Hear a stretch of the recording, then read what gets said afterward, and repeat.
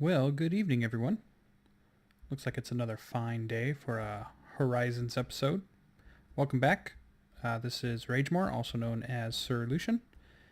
And as the sun is setting, I thought, well, have a nice little drink here. Actually, it's a smoothie. And we'll go ahead and get started. But actually, let's go ahead and sleep the night away, wake up to a bright and fresh morning, and jump right in.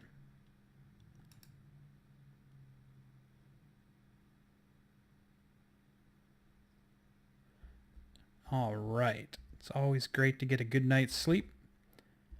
So let's jump in and see what we can accomplish in today's episode. So first things first, we should do a Pam's HarvestCraft recipe. And while I had been playing over the last few days, I found some beans and I have some chili peppers. So I thought there's got to be something we can do with beans and chili peppers. So we'll run up here to where we have the farm going. I'll talk about this stuff in a moment. We'll get back to that. We'll talk about just some of the changes. Well, not too many changes. I just added a little food place here, nice little bench. We've got some new equipment going on, so we'll talk about that in a minute. But let's talk about today's recipe, or this episode's recipe of Pam's HarvestCraft. We're going to make, if we go ahead and take a look at this, we can use these in a couple of different things here, lots of things. Beans and rice, but the one I was thinking about was chili. So we're going to cook us some chili. So I need my pot and my mixing bowl. And I think I have the rest of the ingredients. So let's go ahead and grab my pot and mixing bowl. Use our little crafting table here and create some chili. Uh-oh.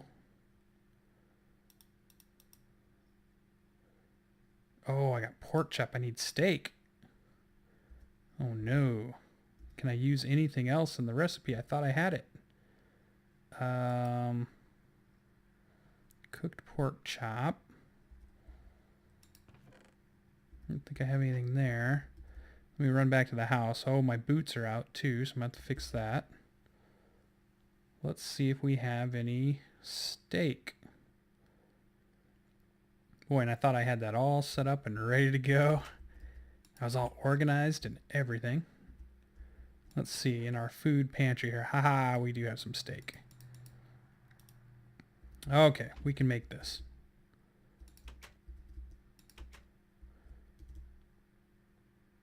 I've gotten so used to those spring boots from now on whenever I'm playing Horizons. I'm going to try to get to those as quick as I can because they are just handy. I'm so slow right now. All right, throw our steak in there. Now we've got a couple of bowls of chili. Perfect. We'll save the rest for later. Put some of this back. There we go. And have a nice bowl of chili. So we've got 4 food chicken legs down there at the bottom. Well, I filled it all the way up. That was 4.5, if not more hearts. So that's a pretty good meal there. So that's today's Pam's HarvestCraft recipe is chili. So let's talk about more RotaryCraft because that's what I've been diving into for the last few days as I play, and I found some things out that makes more sense now. I am by no means a RotaryCraft expert. One of the things I started really realizing is I was having trouble with these AC engines, and the reason I was having trouble with these AC engines is I was having trouble with these magnetic shaft cores, but I finally got that kind of working, and as you can see here, I'm using a comparator, but you can also use any type of redstone clock that you can make. This just happens to be useful. So I'm using a comparator, and it's sending just a signal every second or so, which is giving me my power output. I'm using monitors everywhere these days. So here I've got the power output is 122 kilowatts, and actually I think it's down some because I've got this little contraption going on over here. But then I put something new I've learned about, which is a worm gear, and that converts this AC energy down. It changes the torque and the speed. So the worm gears, I think if I remember correctly, it's like a 1 to 18. Let's check it out. Let's go back in and look. So we got a gear, and I think it is worm gear. Here we are. So the worm gear is a 16 to 1 ratio. So what it ends up doing, it's one of those gears that are really good for changing something that has high speed and turning a lot of it into torque. So this, I needed some more torque for what I was doing, which was I was winding up these coils, and that seemed to be better than just raw speed. So you kind of sacrifice speed, but you get more torque. So that was nice. So that's a worm gear in there. And what's nice is I didn't really need any lubricant, so that's another cool thing. My monitor, and then these things. So these coil, and you can see these here, stored energy. It's as I keep clicking on it, it continues to store more energy. These are basically the batteries of RotaryCraft, or a way to store energy and move it around. So I can grab this, move it around. It still retains its energy, as you can see here, industrial coil, and I can continue to keep increasing that up to 720 megajoules. So at that point, I'll just let that keep going. I can use that for other machines, and what's nice about that is it's kind of programmable. So you can say it inputs energy, and then when you want it to output energy, you can tell it how it's going to do it, how much torque and how much rads, or basically speed. So in this case here, I can tell this that I want to have a certain speed and a certain torque to output, and it always has, I believe, a really high energy number as far as the power it transfers, so it runs just about anything.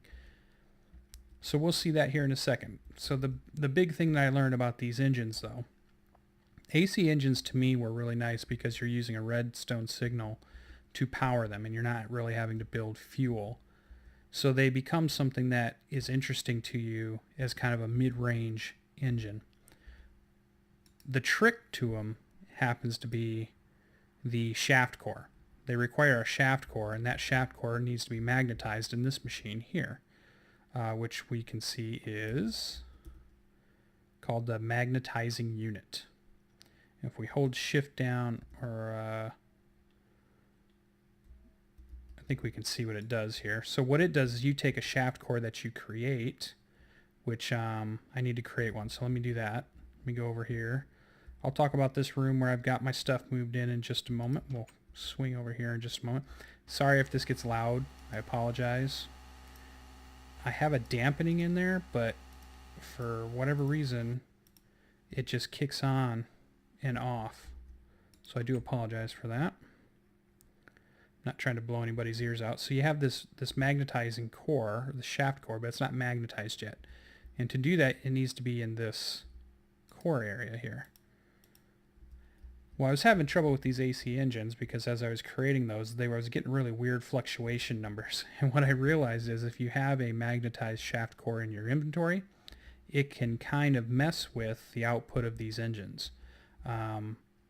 So that's pretty interesting. I believe it's giving off some type of magnetic field that interferes with these style of engines. So they work great once they're installed in the engine, but if you're just carrying one around, you can see some fluctuations, which was really kind of messing with my head because I couldn't figure out why it was working. Like I would set this piece up and I wouldn't have the shaft core in here yet, but it would already be on. And I couldn't figure out why because I had that core in my inventory. So these are really good. You just have to play around with them a little bit to get a good understanding of them. So the idea is I need to magnetize these, but to do that, I need to run that machine. And let's see where it's at. I believe it's under, here it is. Okay, so the magnetizing unit uses a rapidly rotating shaft to create a magnetic field inside a shaft core. So that's what we need to do, and it is a critical component of the AC electric engine. So it needs 16 kilowatts, which my which we should be able to output, but I need to make sure I have 2048 rads or more, I believe. And so I'm going to use these. I'm forgetting the name of everything right now for some reason. Let's just pick one up again. There we go. These industrial coils. The industrial coils, think of them as like a battery. I'm going to use the industrial coil to power this. So I don't know if speed matters, so maybe I'll just put it on, I don't know, 500 speed. But we know we need at least 2,500. Oh, max torque in M. Oh, wait a minute. So let me think about that a second. I don't want to turn that on quite yet. Let me read that book one more time. I haven't actually really done much of this yet, but I've been trying to play around with them, and I keep forgetting what I have to set that at. So let me go back. Magnetizing core. So 2048 rads. Oh, just speed matters, not torque. So it could be any kind of torque. I just got to make sure I have enough speed. Okay. So speed has to be at least maybe 2,500. Although it only lets me go to a max of 1024. So maybe that's not going to be enough. I'm going to have to do it the other way. I'm going to have to use the engine. I was trying to find a way to do this without using my engines that require fuel, because I thought if I could do this completely without having to do ethanol crystal fuel stuff, that'd be really nice. So we'll move on from that. But that's what we're using right there to create those shaft cores, and you can put those in here. So I need lots of speed, but it doesn't matter about torque, and you can use gears and stuff to up your speed from your engines to make sure you have enough power. 16 kilowatts isn't that much, so it's probably the mid-tier. You're not going to be able to use DC electric. You're not going to be able to use, I don't even think the AC or the windmill is enough, but your other engines should be. But let's talk about some of the other things then that I've been playing around with. So now that I have those industrial coils, that allows me to move that power generation while I'm doing other things to machines without having to set up an engine that's individual for each machine. And eventually I'll move these into the room now that I've kind of figured them out and figure out how this is kind of like my play area until I figure it out, and then I actually install it. So then I have the room, and again, this is going to be loud. So let me turn sound off for just a second while we're in here. Okay, so here we have, basically this is my engine room, and this is really kind of my fuel and lubrication production, not automated yet. So none of it is using tubes or tanks or any of those kinds of things quite yet. But I have my, as you can see here, the fermenters for when I want to make my ethanol crystal stuff that I'm going to be creating. Actually, sludge is what the end result is here. And I'm just using DC electric engines to power those. I put all that information, or all of that output into here, the sludge. I've got my grinder here going with lubrication, as you can see here, and I've used an engine controller to go ahead and be able to turn this engine on and off. What's really nice about that is that it maintains the fuel and doesn't use it until you turn it on or off. That's very, very useful. So that's my grinder, as you can see here, for some of the lubricant. Then we have our regular furnaces and our blast furnaces here. And then we have an AC engine, and this one's using a different redstone clock that I found from Extra Utilities, and that is providing, as you can see here, power. It's a little bit different than the other one. It fluctuates a tiny bit, but you're still getting about 130 kilowatts, 512 Newton meters of torque, I believe that is, and then somewhere around 250 to 245 rads of speed. And I've been using that to power my boots. Oh, while we're talking about boots, let's go ahead and grab one of my springs. And I need my boots. Let's get these back together. These are so handy. I just love them.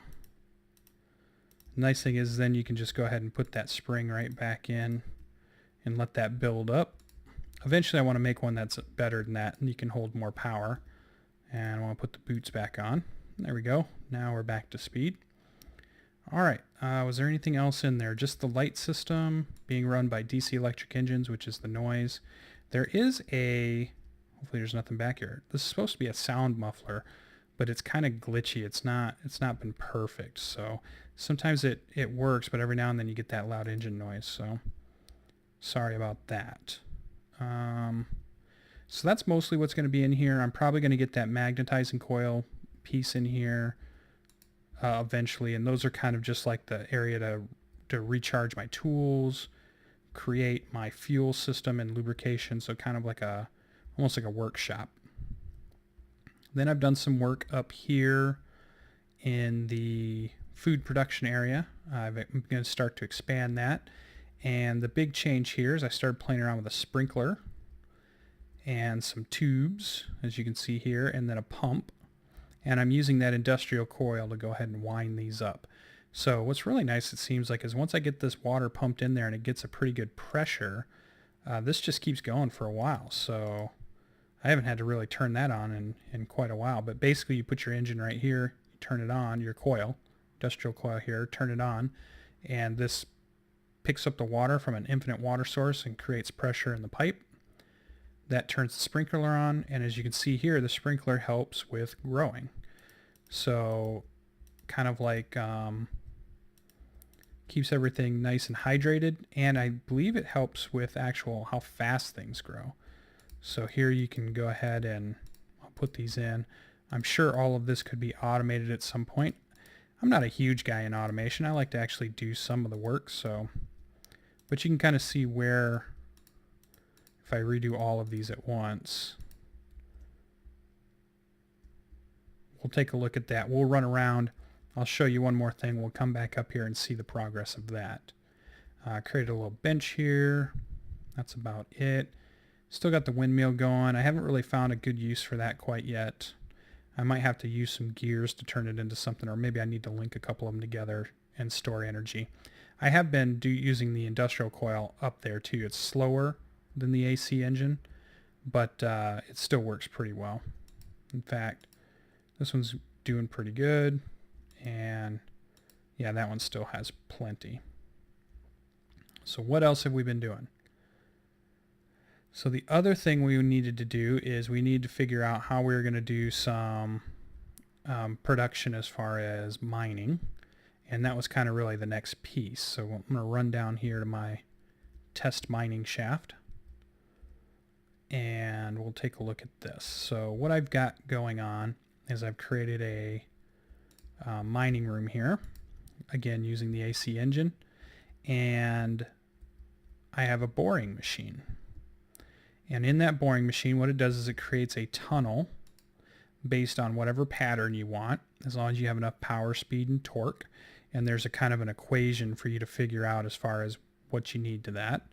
I have found that the AC engine has done pretty well so far, although we'll take a look. So it's bored all this out. If it can't bust it open, then it's going to stop. But all of this looks pretty good. It kind of traversed a ravine here. And what happens is it creates kind of a lattice work of these iron pipes and iron bracketing. One trick that you can do is you can kind of fit between these to see stuff, which is how I got these torches down here to see if anything was still down here. This is basically my first run. This is one full chest. So this is how long the tunnel was for a full chest of just stuff, mostly cobble. And I'll show you that back here. So mostly a full chest before I shut it down. And basically what it does is you just turn it on and provide it power. It gets enough power and it needs enough room to build the bracket area, or it does this. So right now, because this stuff's in the way, it's giving it that problem. And in fact, it's actually this first area here. So we'll let that, it'll stop here in just a second. There it goes. Okay, so this would all have to be tore down, and it was originally before I boarded it up because I was getting attacked by creatures while I was waiting.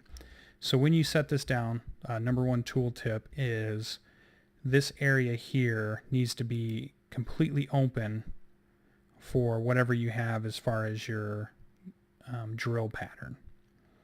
Okay, so you got to make sure if this is where the front square is, and you might even want to have this whole thing, because it seems like it doesn't want to run unless it can build that whole frame. So 3 on each side. So from here, 1, 2, 3, 1, 2, 3, and then up high enough that it doesn't hit anything. If you have that all open space, then this thing works pretty good. Now these pipes, these big black pipes, it creates a big kind of lattice work piece here of kind of, it looks like iron to me. And then it has these pipes that go down and just drill into things. And what's interesting about these is if you hit one of them, they just kind of start to disappear. So although the thing will still work, even though you've kind of taken them out. So as you can see here, I don't know if I have any, oh, I do have some torches, good. As you can see here, it's still burning down, and so far it's been able to take iron. It worked on shimmerite. It worked on the magnetite. I believe it did the lead ore and some of these other pieces. I'm not sure if it hits. You need more power when you're going to do things like bedrock, or maybe not bedrock, but like obsidian or diamonds and that kind of stuff. So just be aware of that. I've been getting a lot of zinc and turning that stuff into chests. So as you can see, normally what I'll do is I'll go through here and I'll clean that tunnel out. And actually I'm probably going to go ahead and move it down lower to a better ore level. But I just wanted to test it out. So that's what I've been doing down here. You could probably run this with an industrial coil. So far this engine's been working good. If this one doesn't output enough, I can either bring in a second engine and try to use the, combined those powers together using a certain type of, I believe it is junction shaft, I think is what it might be. Shaft junction. You can bring 2 power sources into one, and that might work, or I might bring the industrial coil down and then let it run that way. So I do have several gasoline engines too, which are kind of, I think, above this. This doesn't put out quite as much as the gasoline. So to me, it would be something like the DC engine, then maybe the windmill, and then maybe the AC engine, and then maybe the gasoline engines would probably be next after that as far as your powers or your torques and speeds. So that's what we've got. So we're going to move that down. Oh, I always do that. Got our music playing. It's always nice and lovely. So that is the mining experiment number 1. Now that we have that, and eventually I could automate, use pipes to bring stuff around. And I'll get to that eventually. But that's what we have been doing. So now we need to plan on what are we going to do for the rest of the episode. So we've been playing with these, and I think that was good, but maybe it's time to do...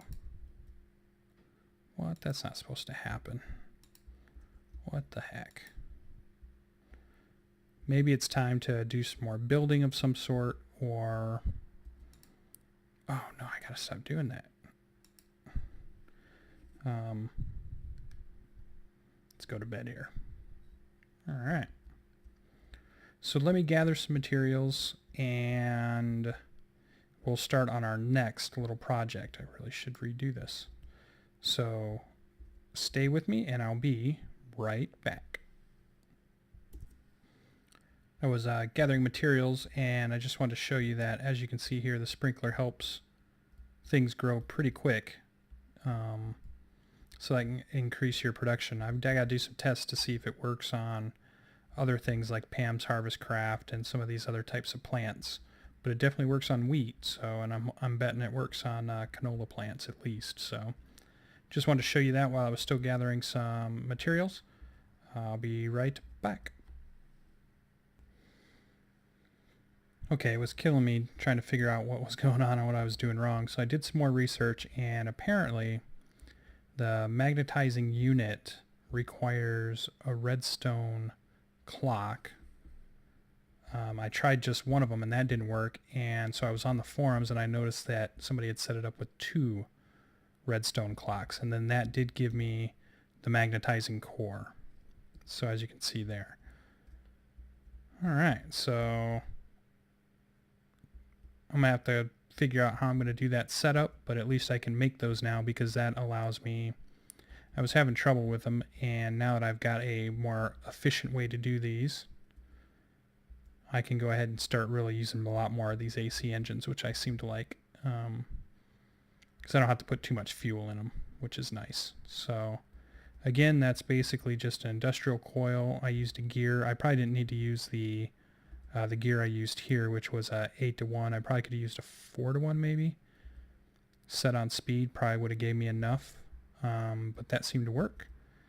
The coil spun for a while, and then it disappeared, and that's when I knew that it had finished. Alright, so that's the magnetizing unit. Alright, so let me get some more materials, and I'll be right back. Alright, we're going to go ahead and head out. We're in our little scout helicopter here. And I want to do some building over this way. I've done just a tiny bit of scouting, and I thought this would be a good spot for me to do today's quick build, so shouldn't be too far. Oh, there's a village down here too. If we want to take a look at that, let me cruise down some. We're pretty high up. You can kind of see it on the mini map there.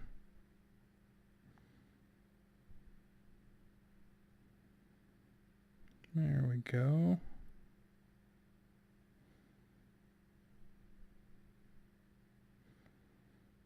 All right, so this is pretty close. Let's see.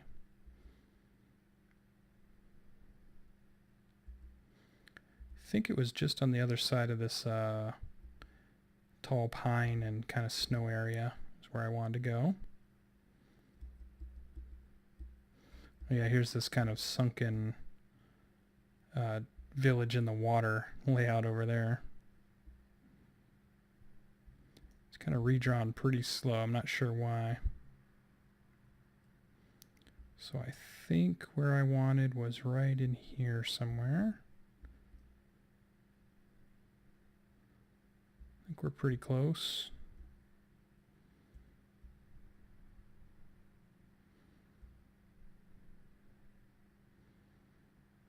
Yeah, this looks pretty good. All right, let's see if we can set her down on this little island here.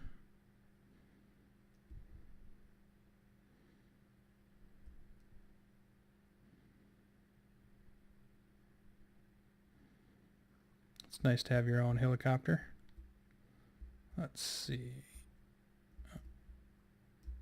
I don't know. Let's hopefully let's get it aligned and then just drop it down. See what we can do. There we go. All right.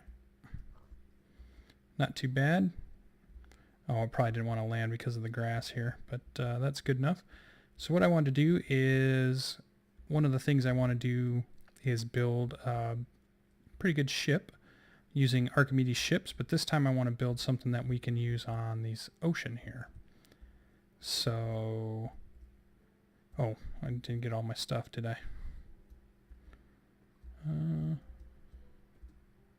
There we go.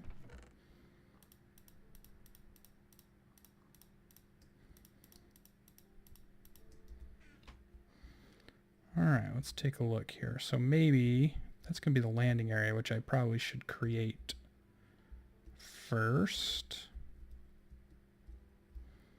Let me clear this out. I don't want the episode to run too long, so I'm going to go ahead and cut here. I'm going to clear this out, and I'll bring you guys back in. All right, real quick, before we end the episode, I've gone ahead and created our landing pad. This is going to be where our kind of seaport is going to be. We're going to build boats and lots of things here to use. Built a little helicopter pad to bring in the helicopters. I'll build in some more items here, make a walkway probably, and then I started a quick dock for us to go ahead and start using, as you can see here. So we'll build our first ship out at the end of this, and then we'll probably expand some of the shipyard stuff from here. So all right, thanks for joining, and we'll see you in the next episode.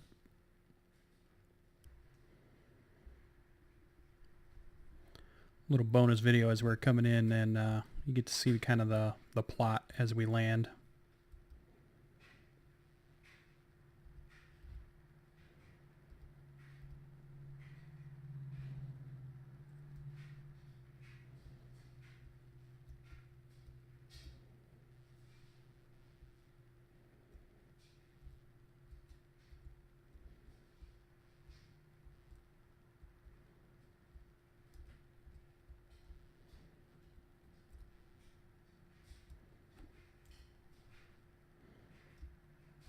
All right, welcome back home. See you in the next episode.